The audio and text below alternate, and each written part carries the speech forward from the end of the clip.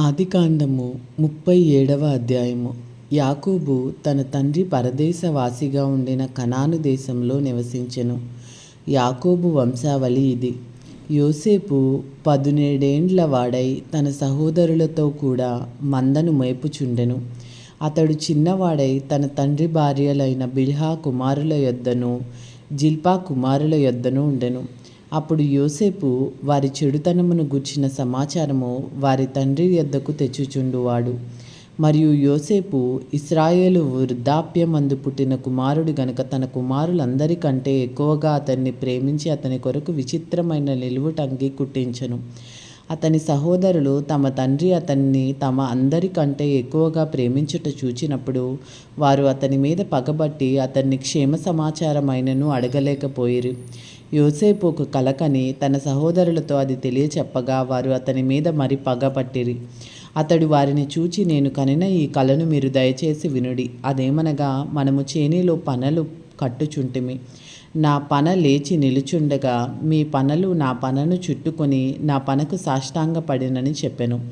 అందుకు అతని సహోదరులు, నీవు నిశ్చయంగా మమ్ము నేలెదవా, మా మీద నీవు అధికారి వౌదవా అని అతనితో చెప్పి అతని కలలను బట్టియు అతని మాటలను బట్టియు అతని మీద మరింత పగబట్టిరి. అతడు ఇంకొక కలకని తన సహోదరులకు తెలియచేసి, ఇదిగో నేను మరి ఒక కల కంటిని.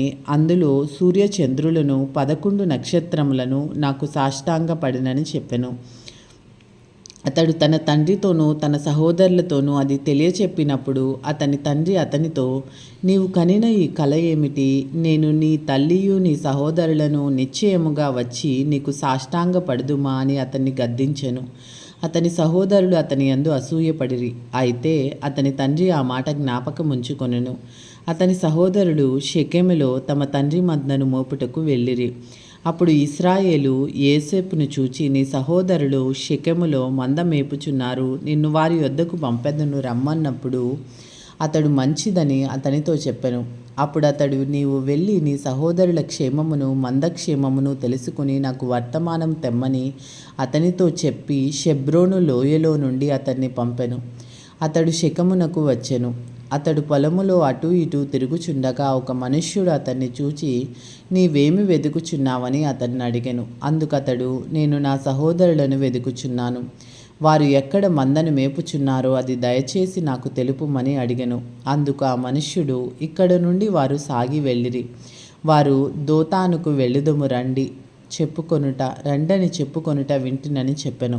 అప్పుడు యోసేపు తన సహోదరుల కోసం వెళ్ళి దోతానులో వారిని కనుగొనెను. అతడు దగ్గరకు రాకమునుపు వారు దూరం నుండి అతన్ని చూచి అతన్ని చంపుటకు దురాలోచన చేసిరి. వారు, ఇదిగో ఈ కలలు కనువాడు వచ్చుచున్నాడు, వీరిని చంపి ఇక్కడ ఉన్న ఒక గుంటలో పారవేసి దుష్ట మృగము వీరిని తినివేసినని చెప్పుదము. అప్పుడు వీని కలలేమగునో చూతుము రండని ఒకనితో ఒకను మాట్లాడుకొనిరి. రూబేను ఆ మాట విని, మనము వానిని చంపరాదని చెప్పి వారి చేతులలో పడకుండా అతన్ని విడిపించెను. ఎట్లనగా, రూబేను అతని తండ్రికి అతన్ని అప్పగించుటకై వారి చేతులలో పడకుండా అతన్ని విడిపింపదలచి, రక్తము చిందింపకుడి, అతనికి హాని ఏమీయూ చేయక అడవిలోనున్న ఈ గుంటలో అతన్ని పడద్రోయుడని వారితో చెప్పెను.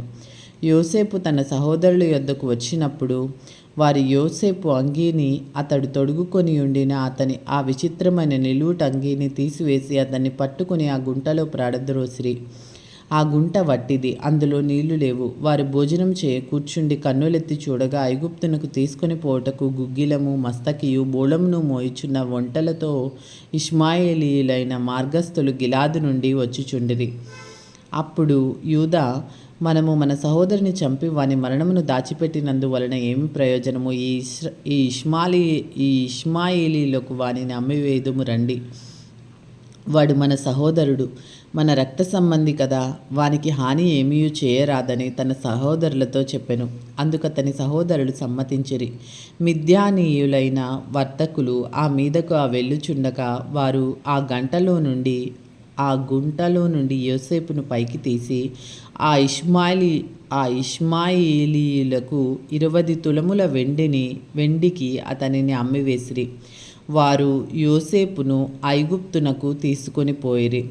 రూబేను ఆ గుంటకు తిరిగి వచ్చినప్పుడు యోసేపు గుంటలో లేకపోగా అతడు తన బట్టలు చింపుకొని తన సహోదరుల యొద్దకు తిరిగి వెళ్ళి, చిన్నవాడు లేడే,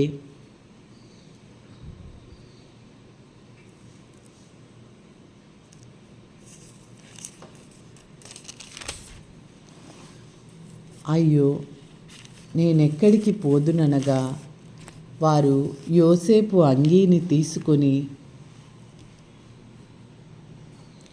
ఒక మేకపిల్లను చంపి దాని రక్తంలో ఆ అంగీ ముంచి ఆ విచిత్రమైన నిలువుటంగీని పంపగా వారు తండ్రి వద్దకు దానిని తెచ్చి, ఇది మాకు దొరికెను, ఇది నీ కుమారుని అంగీ అవునో కాదో గుర్తుపట్టమని చెప్పిరి. అతడు దానిని గుర్తుపట్టి, ఈ అంగీ నా కుమారునిదే, దుష్టమృగము వానిని తినివేసెను, యోసేపు నిశ్చయంగా చీల్చబడిననెను.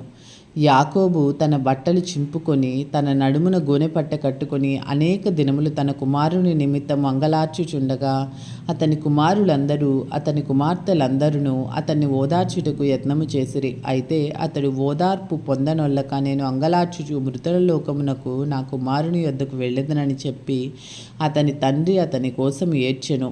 మిద్యానీయులు ఐగుప్తునకు అతన్ని తీసుకొని పోయి ఫరో యొక్క ఉద్యోగస్తుడును రాజసంరక్షక సేనాధిపతియునైన పోతీఫరునకు అతనిని అమ్మివేసిరి. ఇది ఏలిన వారి వాక్కు. సర్వేశ్వరునికి వందనములు. హల్లెలూయా.